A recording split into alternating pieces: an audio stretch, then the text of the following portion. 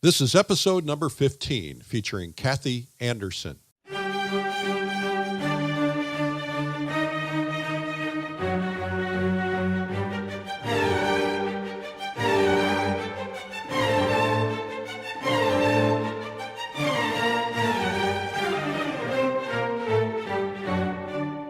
Welcome to the PleinAir Podcast from PleinAir Magazine. I'm your host, Eric Rhoads, publisher and founder of PleinAir Magazine. In the PleinAir Podcast, we dive into the world of outdoor painting, often called plein air painting. For those of you who don't know, plein air is a French term meaning in the open air or outdoors. The French pronounce it plein air, others pronounce it plein air, but no matter how you pronounce it, there is a huge movement of artists around the world who are going outdoors to paint. And this show is all about that movement, the painters, the collectors, the galleries, and the art. This week's podcast is brought to you by the Publishers Invitational Paint Camp from PleinAir Magazine, and it's going to be held in the Adirondacks. More on that later. It is my desire to see more people fall in love with plein air painting, and you can help by sharing this podcast with your friends on social media or email. And I hope you'll subscribe so it comes to you every week. Just go to iTunes and put in PleinAir Podcast and you'll find it. And if you have feedback or interview requests, you can reach me at eric@pleinairmagazine.com. Today's interview is brought to you by easelbrushclip.com. Let's get right to the interview now with Kathy Anderson. Hey, Kathy. Hi, Eric. How are you? Hey, Kathy. Are you home in Texas? Well, that could be a great big secret. If I told you where I was, I'd have to kill you.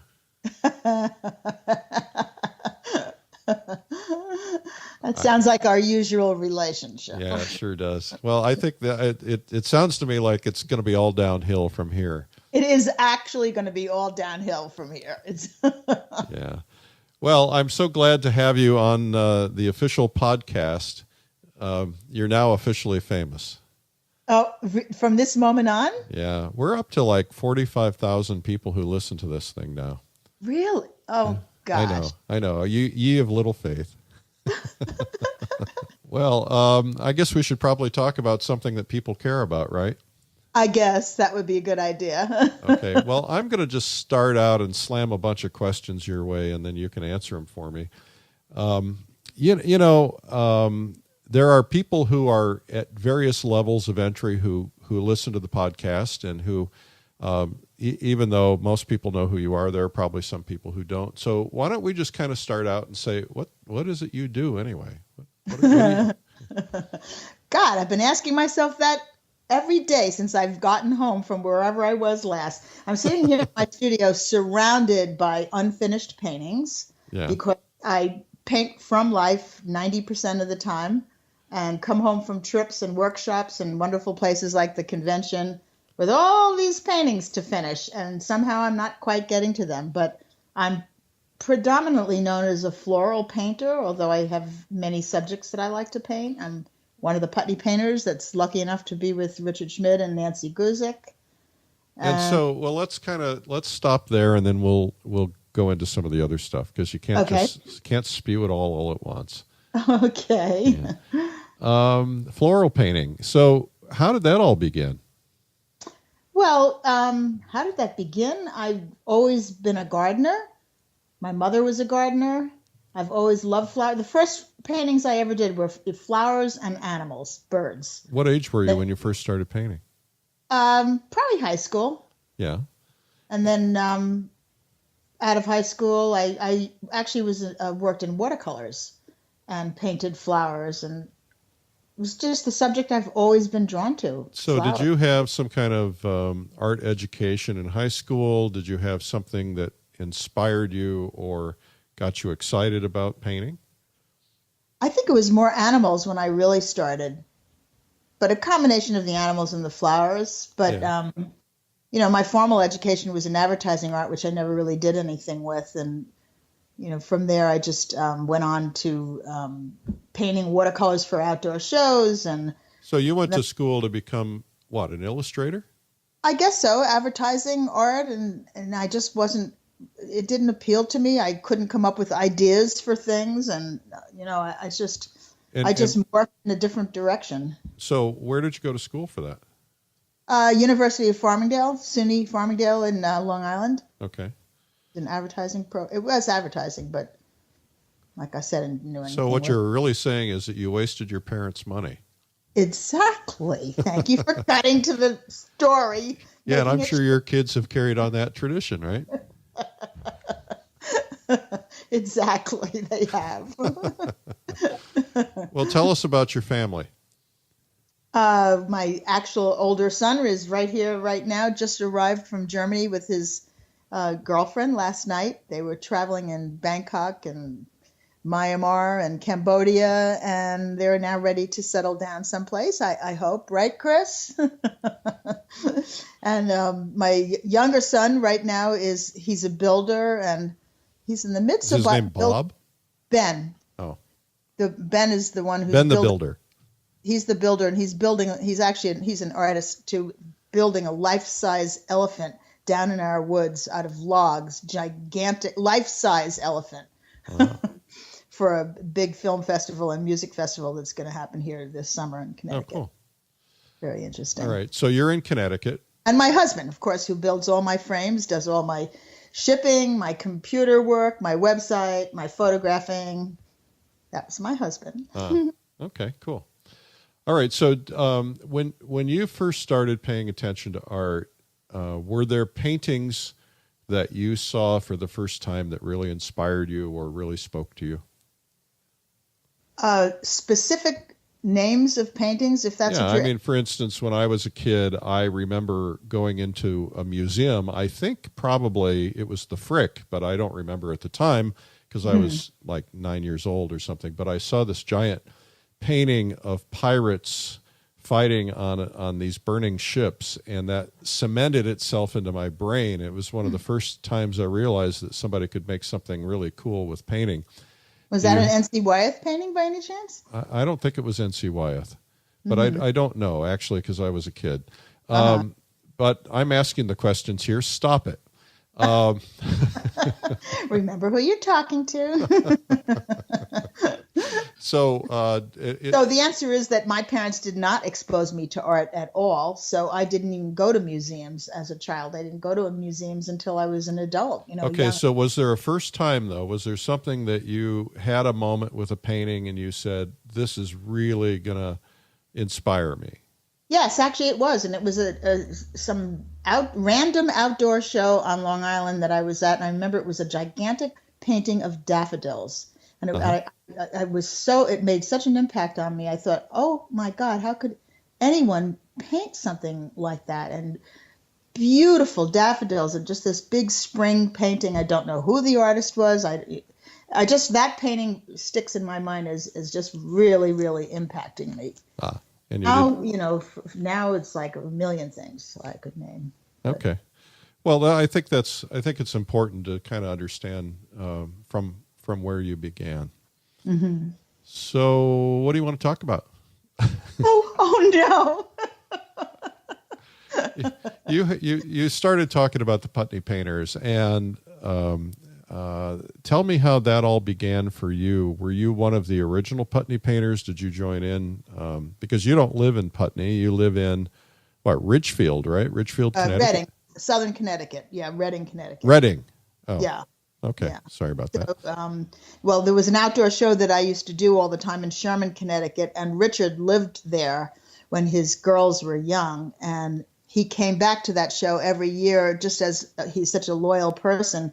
He used to come back to that show. He would do a demo or he would give them prints to sell. And one time when I went to pick my unsold work up, the ladies that ran the show ran up to me and they said, oh my God, you're not going to believe who bought your painting, one of your paintings, Richard Schmid. And I'm like, what? Because I already knew who he was. And then the following year, he came back and was doing a demo. So I actually went up and introduced myself. I was so scared. I think I said something stupid like, oh, you bought my painting last year. You probably threw it out when you got home when you really looked at it. And then he was talking about painting in Vermont and with people. And I said, I thought it was a class. I asked if I could sign up. And he said, no, it's not a class, but please come up and paint with us. And 15 years later, he can't get rid of me. I'm still there. but he was just so generous with everything, and everything he's taught me. Well, he's a very generous man. Very, very generous man. So I had the privilege. I think you were there that day. I went up to Putney, and Richard and Nancy painted me, and the entire Putney painters painted me, and I think that may have been the first time we ever met. That was the first time we met, and I have my painting of you, and you should see it. It's really bad. But I still have it. I haven't painted over the canvas. Well, it's because I'm not a flower. But you know what? Now that I know you so well and we've been friends for so long, I bet I could take that painting now and turn it into you. Yeah, well, it's been, how many years has it been? It's probably been at least 10 or 12 years. It's really? Maybe wow. Maybe longer. Wow. Yeah. Well, so I think everybody's probably curious about that because you're one of the Putney painters. Putney painters, for those who don't know, are the people who paint every week, I guess, certain parts of the year in Putney, Vermont. Yeah, 8 times a semester, quote, like September to December, 8 times. And by the way, the answer is yes, I was at the 3rd gathering. So I guess I was there from pretty much the beginning. Oh, you were at the 3rd. Wow. Mm-hmm. Okay. Well, so tell us a little bit about that experience in terms of getting to know Richard, and I think more importantly, what the transformative effect on your painting was. Oh, you know what? I love to talk about that because I always say that before I met Richard, I always did very, very pretty paintings. People always liked my paintings, but it was such a struggle for me to get to the end of the painting, to, like crying struggle, which, by the way, I still have, of course, but not in the same way. It was because I didn't know what I was doing. And I would fight my way to the finish of a painting. But studying with Richard first of all, the first thing I learned from Richard and Nancy is that it doesn't make any difference what you paint. It's how you paint it. Subject matter doesn't make a bit of difference. And that's the main thing I really learned from them. So can you expand on that? Can I expand on that? I think Richard said one time I don't know if everybody knows that I think he was the president of Palette and Chisel in Chicago. And the group that was under Richard was Nancy Guzik, Scott Burdick, Dan Gerhardt, Rose Franson, Clayton Beck. They were all young kids studying under Richard. And he said, he would give them a roll of toilet paper to paint.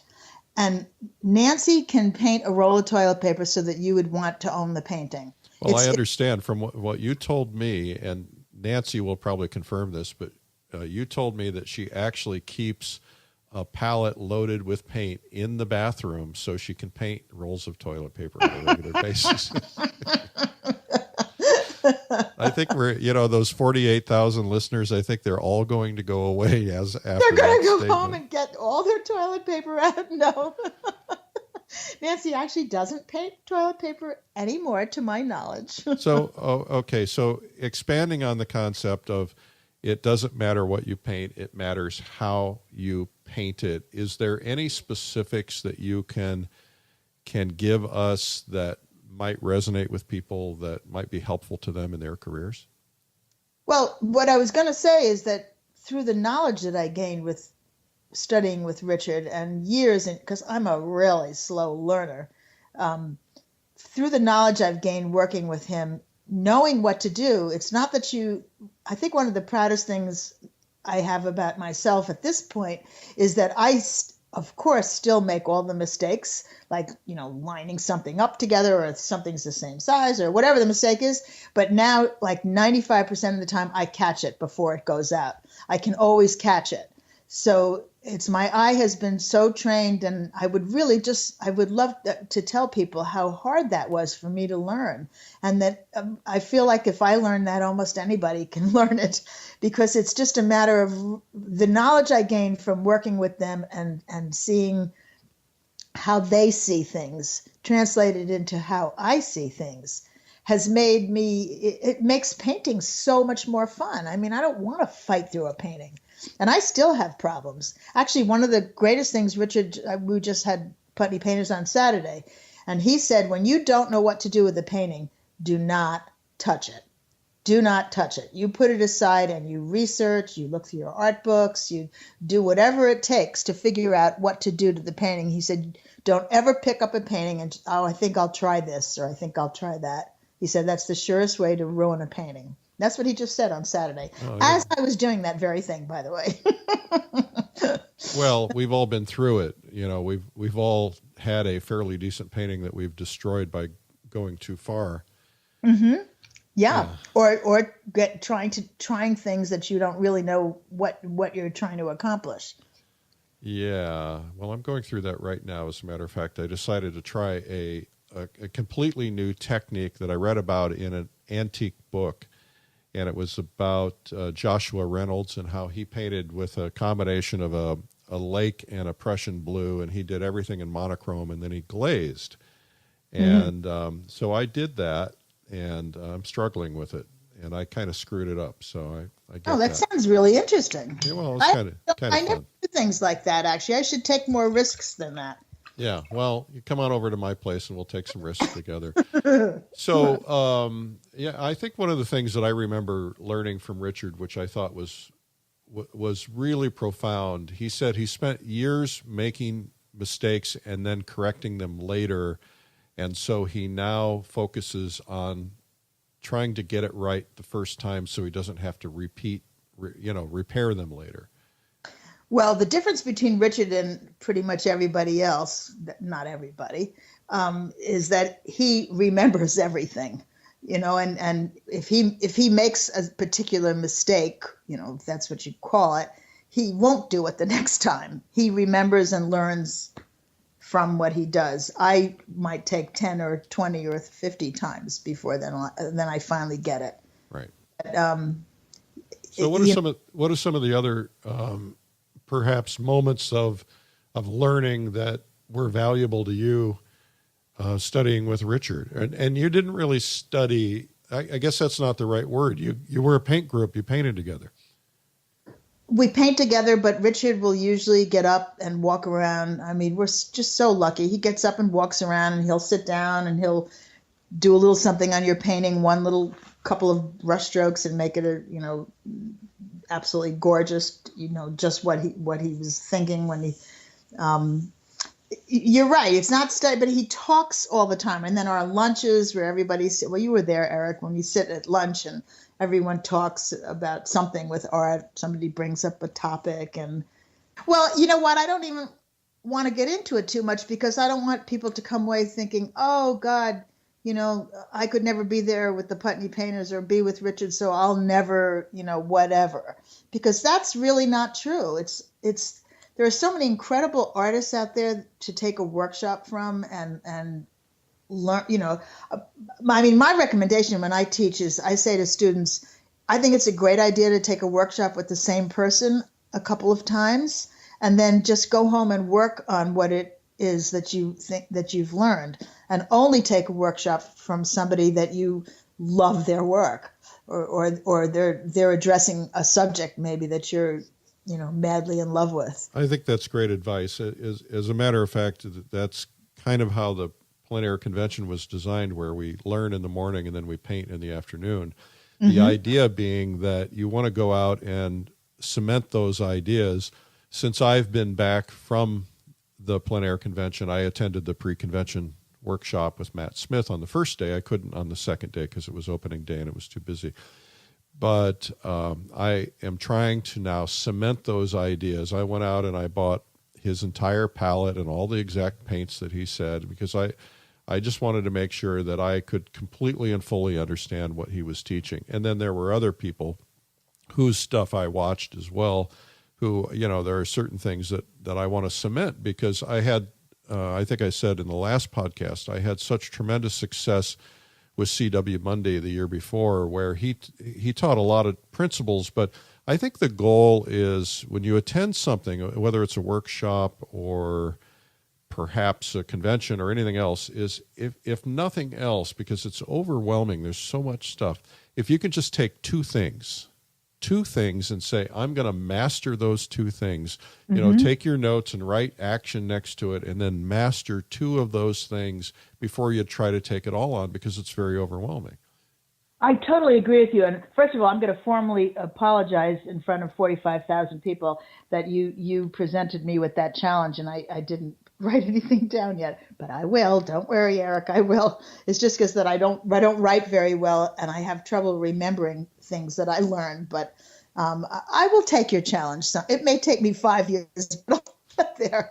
But I think one of the things about the plein air convention, more than the specific things, like a color somebody uses or a technique or something, what I love so much is the philosophy of listening to all the people on stage, what they're thinking and how they approach, like Catherine Statz. Oh my God, she was a writer, pulling up a painting that she said she was going to show you how to fix what she thought was wrong, and we're sitting there looking at the painting saying, well, I don't see anything wrong with it. Right.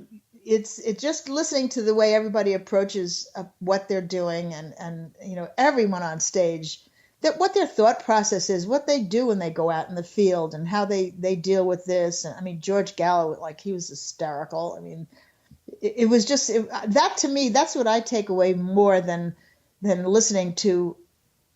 Actually, the only thing I do remember is unfortunately wasn't able to get there for Matt's workshop at his demo, talking about using alizarin crimson in his shadows and the blues and purples. Being an East Coast person, I'm with greens. I'm not used to the blues and purples of the certainly the desert. Well, he says he uses the same palette even when he's back east. So that's, I suppose, debatable, right? I don't know. I'd like to see. Really, did he say that during the? Yeah, he did.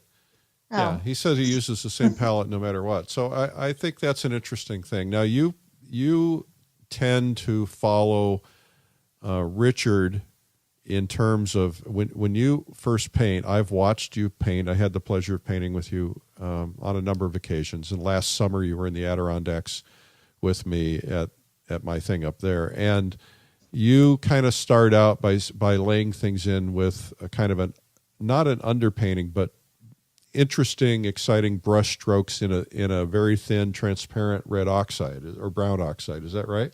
With greens in there, yeah, to temper it. Oh, yeah. When I paint outside gardens, landscapes, I almost always tone my canvas in some sort of brown-green mixture with that transparent with no white paint. But you don't actually tone. It's not like you just wipe the paint on and tone the whole canvas. You leave some of it bare. No? Somewhat. It's more that I don't mix those two paints completely.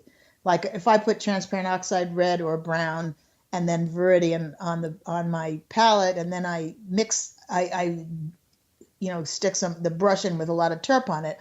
I don't totally mix them up into a color, so that when I tone the canvas, it actually comes out with streaks of some green, streaks of some brown. And my surface is extremely important to me. Richard will say that your surface is the most important tool. So when I put it on, it's a very slick surface. And if I just sort of brush at it with the paper towel, I'll pull out some of the areas. Actually, it's very funny you say that, because I was standing next to you. That the scene that we painted together is right in front of me right now. I'm looking at it with, like, I pull the sky back out, or I'll pull some of the water back out. Remember when we were on that bridge? Yep. That little bridge, yeah. So. So you said you started out with a slick surface. Tell me about that. Well, I make my own panels, and that's actually on my website, how to make them. It's pretty labor intensive, but it's... what is your website? What's my website? KathyAndersonStudio.com. All right. And so is it something about the way you prep your canvas that makes them slick, or do you oil them down with something? No, I seal the wood. It's Russian Baltic birch plywood. It's a special plywood, but this is all on my website, or just email me and I'm happy to send you the directions. And then I put Winsor Newton oil primer. That's basically the main thing I use. It comes in a quart and you brush it on. I use 2 coats. and I sand lightly in between. It makes a very slick surface, and I really love it. My favorite surface really is stretch canvas, but I don't bring stretch canvases when I travel. Right. So when you're in the studio, you paint on stretched.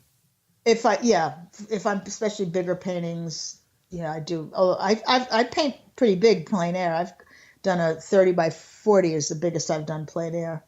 And that was a stretch canvas. So are you using, when you first lay those thin brush strokes down, are you using a medium or using terps? Just a little Gamsol, that's all. Okay. I pretty much don't use a medium anymore.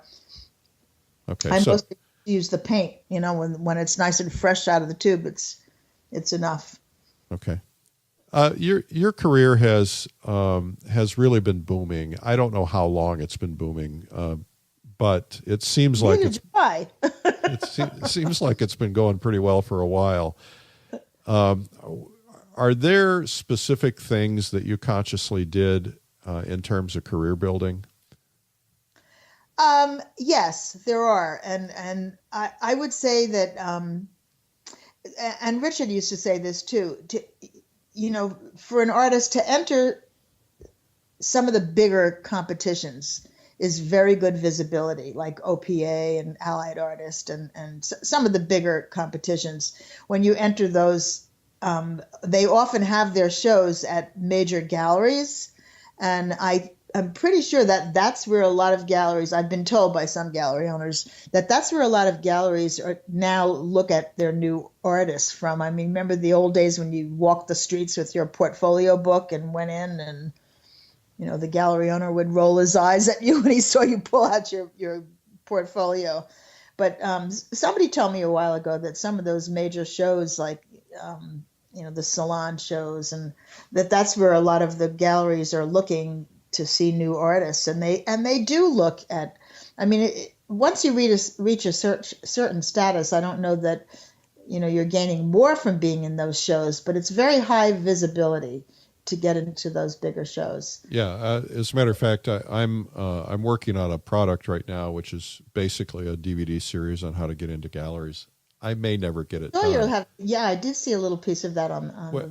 Well, I did a webinar on it the other day, and I've been interviewing gallery directors and owners, and definitely that's one of the things they do. They tend to watch people who are entering these online art competitions, even if they're not the judge. They're watching what you're doing on social media, and interestingly enough, one. I won't use his name because I don't think he wants me to say who he is and that he's doing this, or who she is. One of the things that one person is doing is actually has a dummy name on Facebook and a dummy email address. And so that way he or she cannot be discovered looking at you. And they just kind of watch, and they're paying close attention. And there are a lot of mistakes that artists are making by putting the wrong things up or not editing properly, or putting ththings that are incomplete up and, hurting themselves. But I think that's such a valid point. And I'm also going to add in, I mean, you as the publisher of 2 magazines, I don't know if I should say this, but I think that advertising, is fabulous. If you can advertise, and you told me this years ago, consistently, like all through the year with one magazine.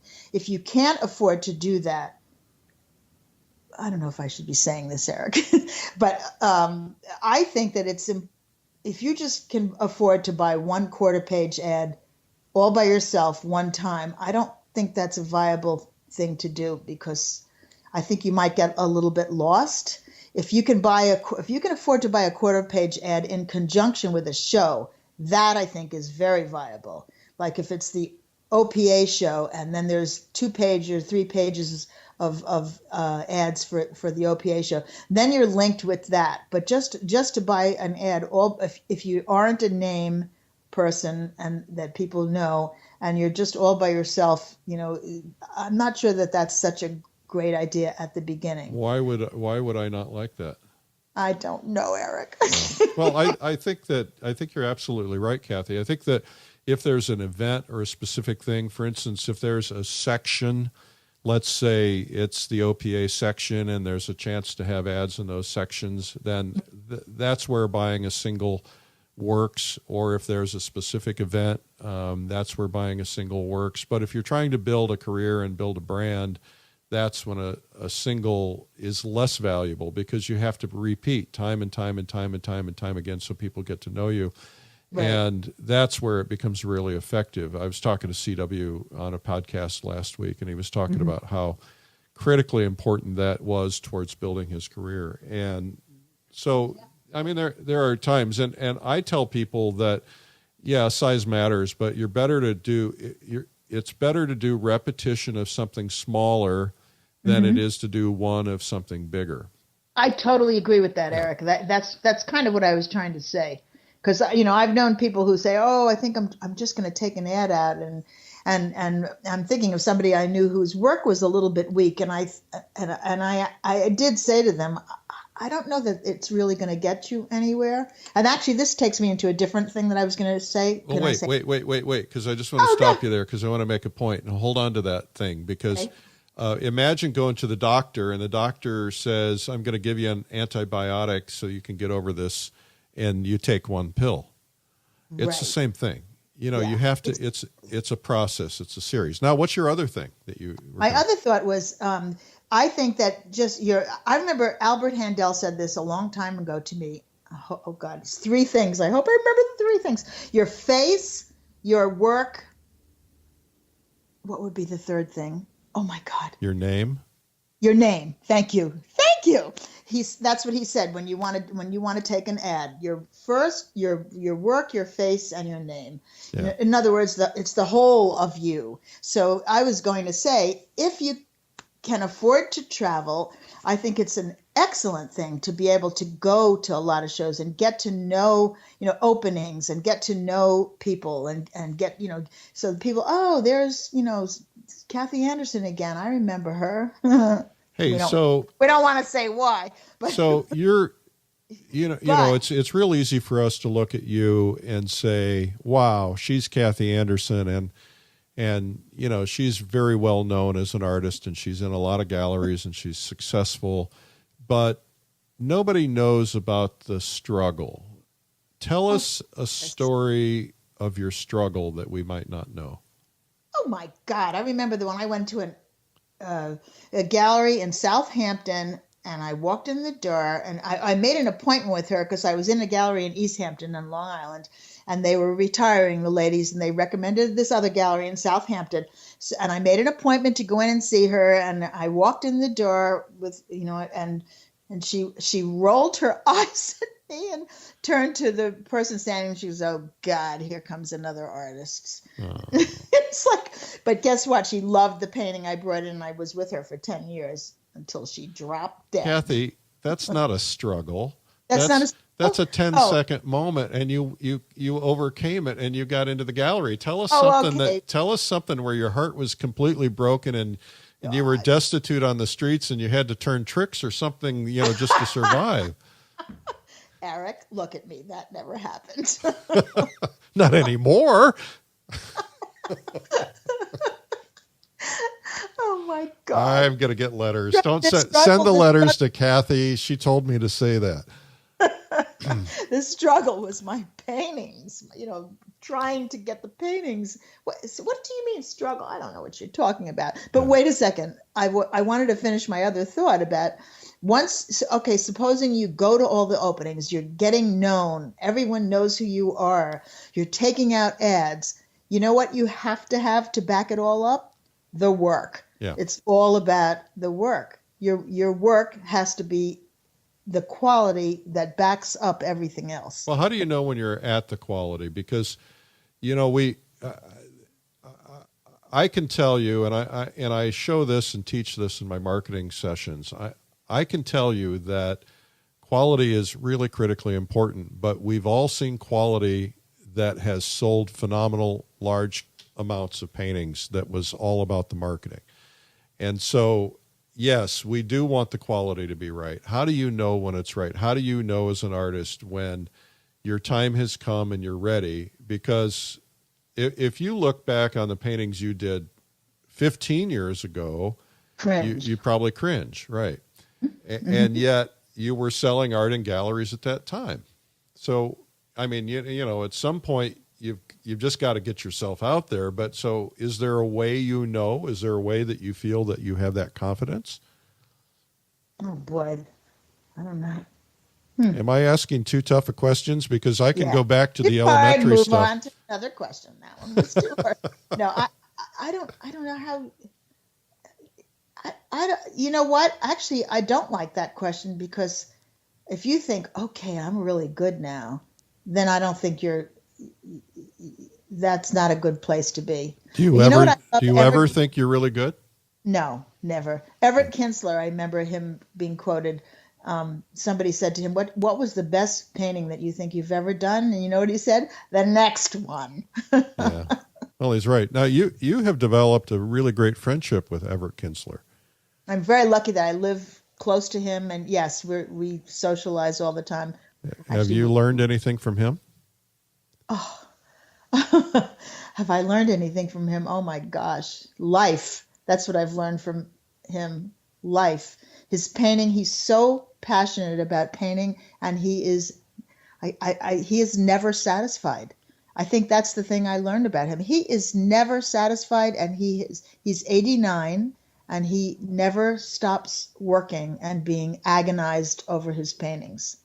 And he's the most wonderful man. I've never seen anybody like him in his life. He goes everywhere and does everything. And so I'll tell you a quick story. I may have told you this, but I stay at the National Arts Club in New York, and I'm a member because of you. Thank you very much for sponsoring me. And Everett was going to paint my portrait. And so he said, come into the studio and we'll take some reference shots and do some sketches and so on. And we sat down in his apartment at the National Arts Club, and he told the most incredible stories. And even though I was like running out of time and I knew we had to get this portrait thing done, I could not bear to stop. The stories he's talking about, people that are no longer alive that were really important in art history, and his experiences with them. And this man has the best stories of anybody I've ever heard, and he tells them so beautifully. And so I think we got one or two photographs, and I don't think he even did a sketch. And then I came back to do the second sitting a year later, and we did the same thing. And I could listen to him. I would love to just bring a video crew in and just listen to him tell these stories for hours. I would love you there's to so do much that. a part of history. I know it. He's, Sherry McGraw, who I'm very good friends with Sherry, and she said, she goes, so what do you talk about with Everett? Do you talk about art, or what do you talk about with Everett? And I said, nothing. I just listen. Just listen, because I could hear his stories over and over and over. We just went to this, if anybody is in the New York area, we just went to see a show, Cagney the Musical, about James Cagney, this young actor who's playing James Cagney. It's like seeing him alive on stage. And Everett knew James Cagney, painted him, knew him as a friend. And this young man, I was so touched to see how this young man was so enamored of Everett and listening to his stories. Everett was talking about being at the Players Club and having Sinatra there and Cagney, and I don't know who else was there one night. And it's amazing. Yeah. God. Yeah. I mean, they're just amazing. Well, where do you see yourself in the next 5 to 10 years? You're going to continue to paint flowers? Probably dead. Did you say that? You might want to eliminate that. I'm sorry. We can't edit that out. Is there something that you have not done in terms of painting that you've wanted to do? Is there like something you have this vision of doing, these, 10-foot by 10-foot paintings of posies or lilies or something? I want to start painting animals more than I... Kind of animals? Well, I've been painting a lot of elk and deer from when I go out west. Actually, I might be taking a vacation this summer in Montana and Wyoming with my husband and get more material for that. No, nothing. I just want to paint better paintings. I want to paint better paintings. That's all. Remember in Cuba, it was so. Oh, I have something to say. This is what I love so much about artists. When we were in Cuba. Well, I guess we should tell people that you went with me to Cuba when we took a group of people to Cuba. A group of people, yes. I was so excited to see like there were 75 painters there. Yeah, well, there were 100 people, so there were about 25 spouses. Yeah. Yeah. But everybody just gravitated. Everybody was so gravitating towards what they loved.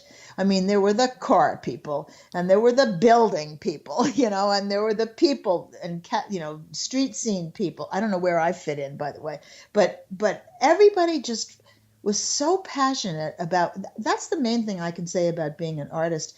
If you're not passionate about your subject, then I think it will show in your painting. Absolutely. You should be passionate about what you're painting and so excited.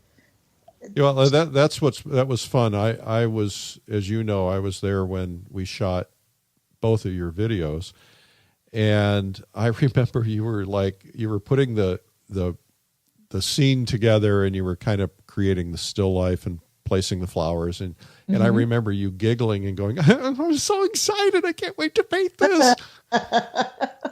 That's the feeling you have to have before you paint. Really, it's the feeling you have to have. And remember, Eric, I think it was almost one of the first paintings that I did, that blue building. We were all in that street corner. Yeah, we were on a street corner. It was like a 3-way street corner in Havana, and there was this beautiful kind of like almost lime green on the top and blue on the bottom, and a balcony and this incredible door. And I was painting that scene, and you painted the exact same scene, except you went more close up, and of course you did a better job than I did. You're so silly. Yes, of course. You know what got me so excited about that scene was the bird cage with the little bird that was hanging in the doorway. Yeah. And for me, I'm not, I love. I mean, Shelby Keefe and Larry Moore, and they're all painting the incredible buildings with all the colors, and I love their painting so much. But one day I did that, I think, and I realized I really don't like this. I think it was one day when we had only a short amount of time to paint, and I was like panicking because I couldn't focus on something because I'm very slow. So, and I did that was the only painting I think I completely wiped out because I just couldn't, I couldn't get excited about. I was excited about the buildings, but not enough as a subject for me to paint.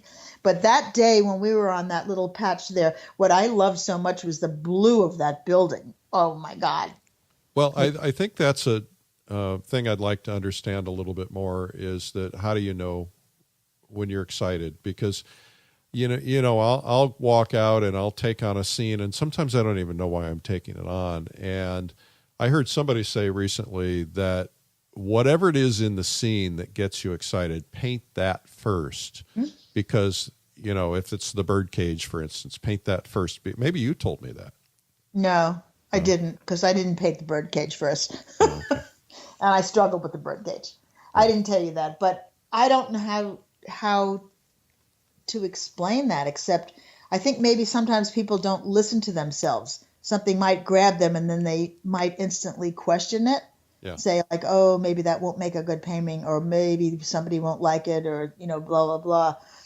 But I think that for me, that feeling has to hit me. And in Cuba, it didn't always happen that way, just because we had, some time constraints, and also I'm slower than a lot of people.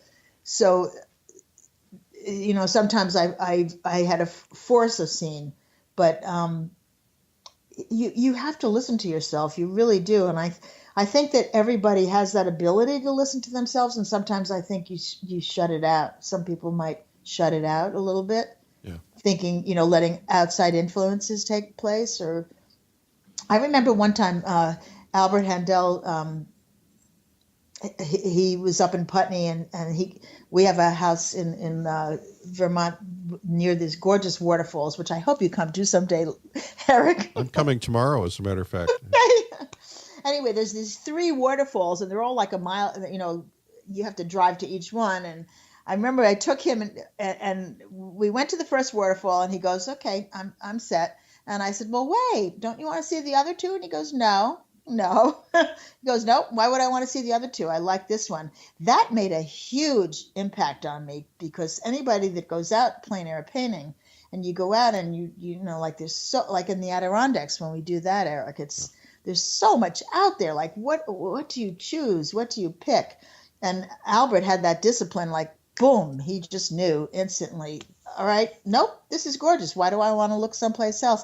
That was a big learning thing for me, because since then I've tried to do that, and it works more for me. I realize that if I start looking around, I'm going to find something else. I think that would be a great workshop exercise. Actually, I was talking about that this weekend. My brother-in-law came down, and we were going to go painting, and it rained the whole weekend. And so I have this big covered porch, and we stood on the covered porch and painted. And it wasn't really a place that I ever stopped to think about painting.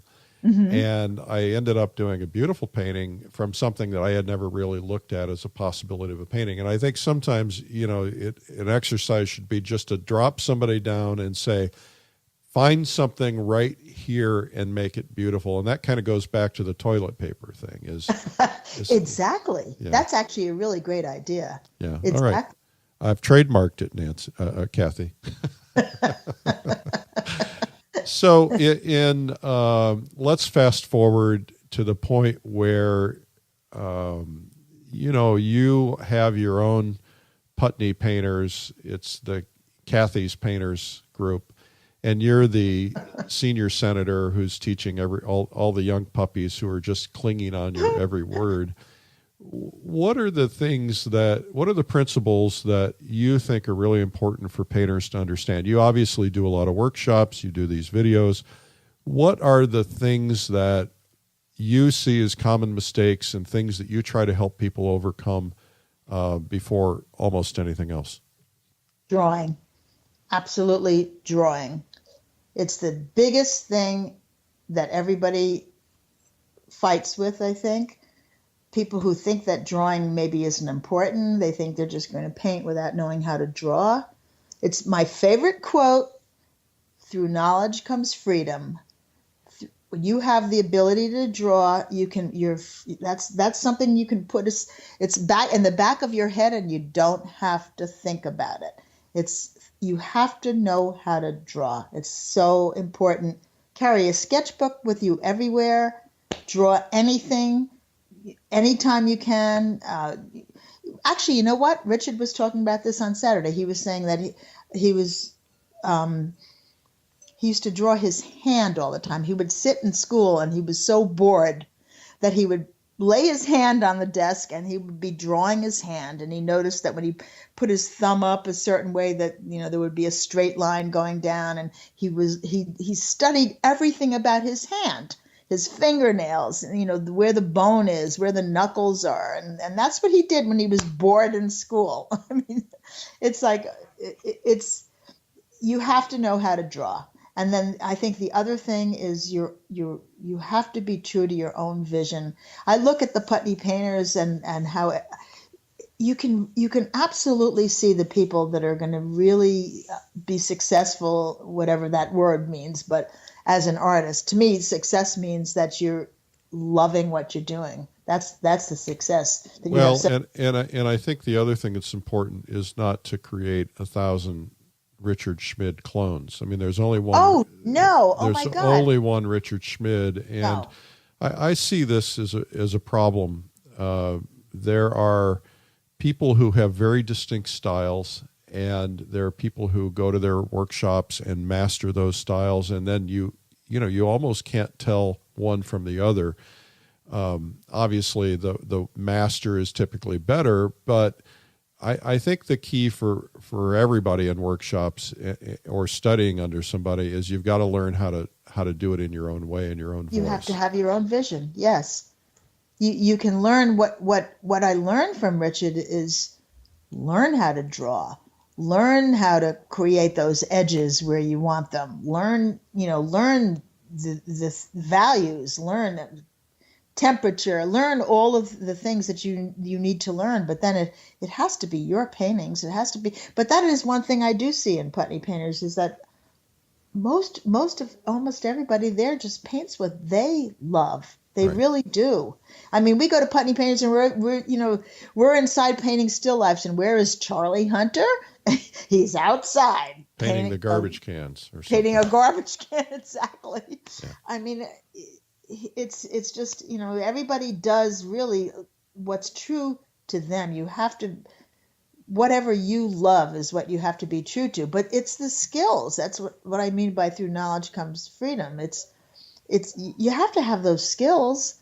That quote actually came from music because I play piano. I played jazz piano, and that's the jazz camps I used to go to. That was the theory as far as learning to be able to improvise in jazz. Once you have the knowledge, once you know your music theory and you know how to scales and chords and blah blah blah, it's then you have the freedom. It really means something. It's really important. Okay, lightning round. You ready? Oh, no, don't do this to me. My brain doesn't work like that. Oh, yeah, it does. Okay. You mentioned a couple of things. So, temperature. Yeah. What's the question? Well, no, I just say a word and then you have to say a comment. So I say temperature and you go, well, here's how you do it. Here's how you get it right. Here's, So meanwhile, you say and I'm completely silent. We're not editing this out. Wait, so is it? If I say it's, I'm going to just name a word or two, and then you're going to give me a comment about the word or two. Like one word? No, you can say whatever you want to say. I say one word. You ready? Okay. Here we go. Da da da da. Okay. Temperature. Very hard to see, but you can learn it in the theory of it. Okay. See, I can't say it in one word. It's more. No, you don't have to say it in one word. So what is the theory of it? Once you understand that, for example, when you're painting like in the garden, inside in the closest to the earth is always warm, whether it is or not. If you paint it warm, it's going to be beautiful. So once you understand the theory, keep it warm on the inside, transparent and warm on the inside. I can't see temperature really all the time. Sometimes I'll look at something, especially in still life or, drop cloth. I kind of can't see if it's warm or cool, but I know the theory and I know what looks pretty. And that does it for me. I don't care if I can see it. I know what to paint it.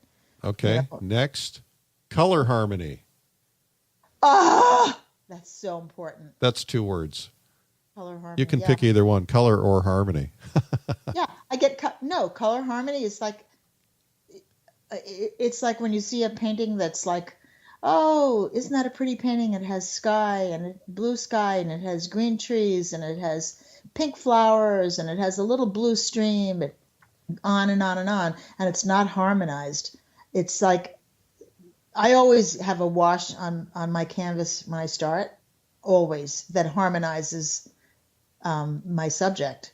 And it's oh God, I don't know how to explain. I can't say that in a sentence. I can't. You don't have to say it in a sentence.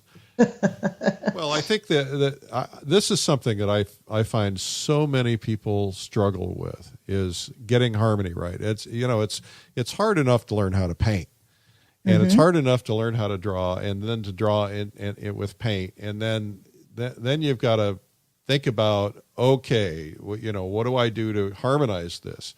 Are there any tips, techniques, ideas that you can share that would be helpful in terms of color harmony? I guess mostly it's how I tone the canvas.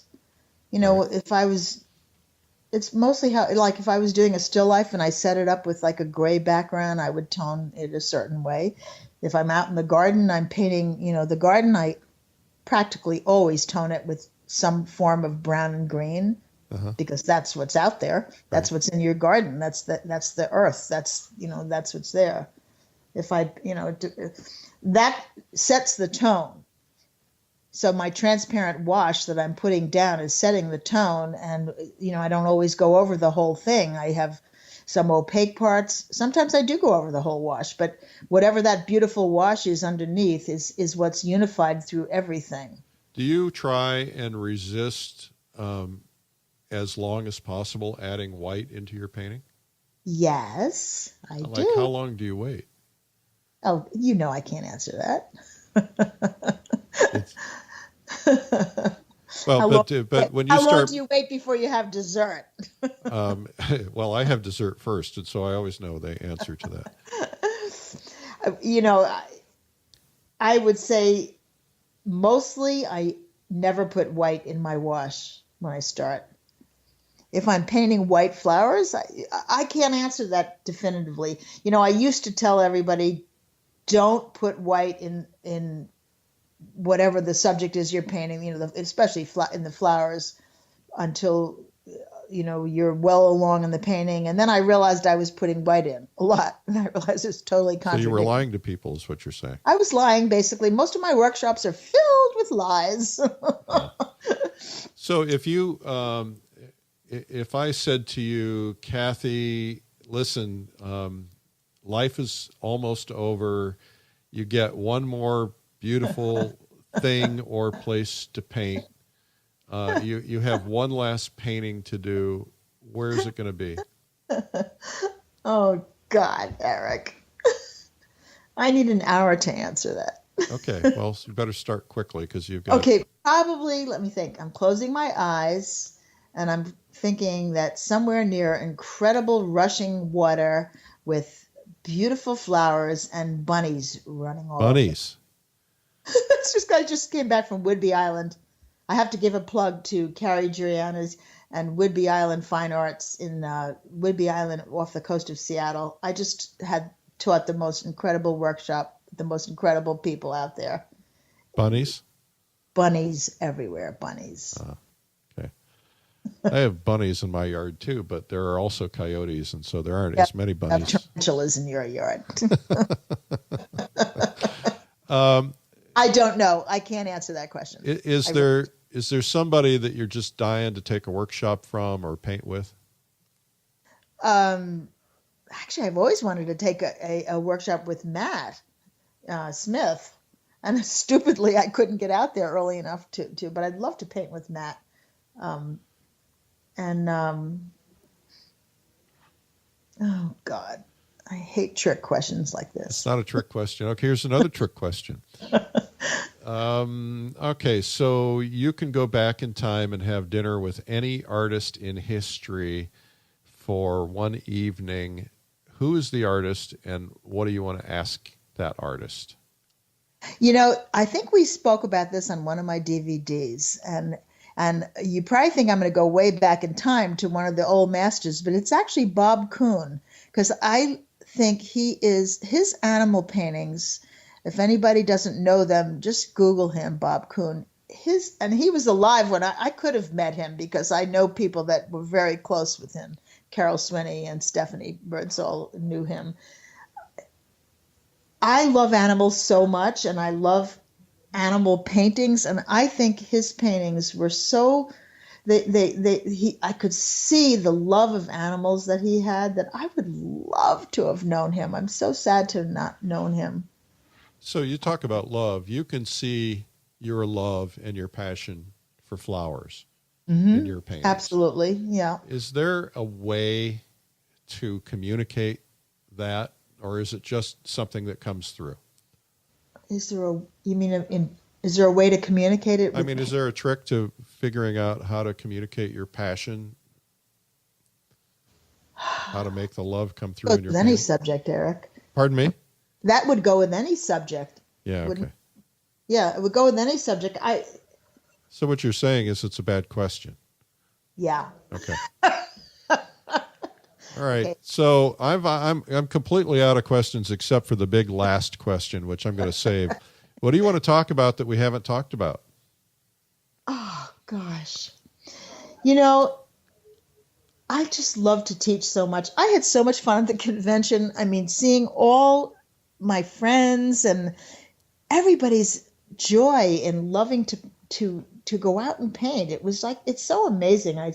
Teaching to me is like, it's so much fun to see how much people love to paint, and I think as much as painting, I just love getting together with all the artists that I know and meeting new people and meeting all these artists that want to, and everybody can be an artist. And I'll tell you one thing. I always say to my students, if you want to just paint like once in a while and take workshops once in a while and take lots of workshops and paint, that's absolutely fabulous. That's wonderful. If you want to be get better and get better and get better, then you better put the work in. And if you can't put the work in because you have young kids or you have a full-time job right now, then don't be hard on yourself. Just let it go. Do what you can now. If it's a passion and you want to do it and you have to wait till your kids are out of the house and you're retired, there's no age limit for art. It's not like ballet. You're not going to be a ballerina if you're starting at 50. Let's face it. You're not going to play the trumpet if you start at 60. But you just burst my bubble. Oh, no, I'm sorry, Eric. I so wanted to be a ballerina. Well, guess what? I'm taking tap dance lessons. Yeah, I believe that. You're doing a little tap dancing today, as a matter of fact. Oh, God. So, well, this has gone downhill. Really downhill, as we knew it would. Here's the big question. Big question. It's your final day on Earth. Oh, God. Every painting that you have created has disappeared from the earth in the big fire. I ask you to write down 3 truths in your life that you can pass on to others. Your family is gathered around you. Your friends are gathered around you. They can be 3 truths about life. They can be 3 truths about painting. They can be anything. What are the first 3 things that come to mind? Keep laughing forever. Everything is funny. That's number 1. Everything is funny. Never. It's all about laughter, actually. I was going to say don't take anything seriously, but that's more like laughter. And you just be totally true to yourself. With what you love. Think about what you really love and really follow through with that and stay with it forever with what you love. It doesn't matter what anybody else says. And love animals. You're weird. I don't know what to say, Eric. Don't ask me philosophical questions. Okay. All right. So I'll ask it in a different way. What? 3 truths about painting. Okay, that's different. Okay. What are they? Same thing, though. Stay true to yourself. Keep your own vision. Learn your skills. Really learn your skills. Do the color charts out of Alla Prima from Richard's book. Do the color charts. You will learn so much. Yeah, it seems so laborious, but it really does work. Fun. It's really fun, actually. I love doing it. I love doing them. It's not laborious at all. And you have to do them yourself. You can't just buy color charts. Learn your color and just study with someone you absolutely love, and then go home and work on. If you want to learn, nothing can stop you. Nothing can stop you, really. If you just have to put the hours in. You know why I think you're such a good painter? Why? Because you like me. I don't like you. One of the reasons I think you're such a good painter is because you're a musician.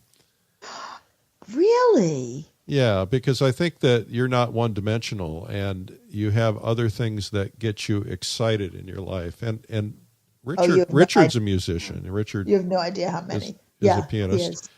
I'm a musician. That's why my paintings are so gloriously wonderful. That's right. Yeah. And your portrait, by the way, from Cuba was to die for. Oh, really? That's nice. I didn't know it was yours. It was so wonderful. Just kidding. That was just a joke. Wonderful. All right. Well, so thank you for helping me drive my audience from 45,000 down to 1,000. And thank you to the 1,000 who stayed on for the entire interview. Right. How many people turned this on? Kathy is very entertaining, and So we appreciate you staying on board. Everybody else, Apologize sorry that we I lost you. answer questions on the spur of the moment that are like very deep. Okay, so lightning round, one more time. Oh, God, Eric. No, I won't do that to you. Thank you for your time today. It was wonderful. Thank you so much, Eric. It's always great to talk to you, and I can't wait till I see you again. And I love laughing with you. You're so much fun. I know. It's the only thing that's important in the whole world. I'm telling you, that's it. That's it. Thank you again to Kathy Anderson. She is a hoot. This interview is sponsored by easelbrushclip.com. It is a cool tool, and everybody's picking one up to manage their brushes. You can watch the video at www.easelbrushclip.com. The podcast, episode number 15, brought to you by the Publishers Invitational Paint Camp. It is coming up mid-June, and it's my event where I get painters together. You can roll out of bed in the morning. We'll give you your meals served to you, and you can paint all day. No competition, no show, just a chance to paint with friends in the amazing Adirondack Mountains. If you've not seen them, look them up, Google them.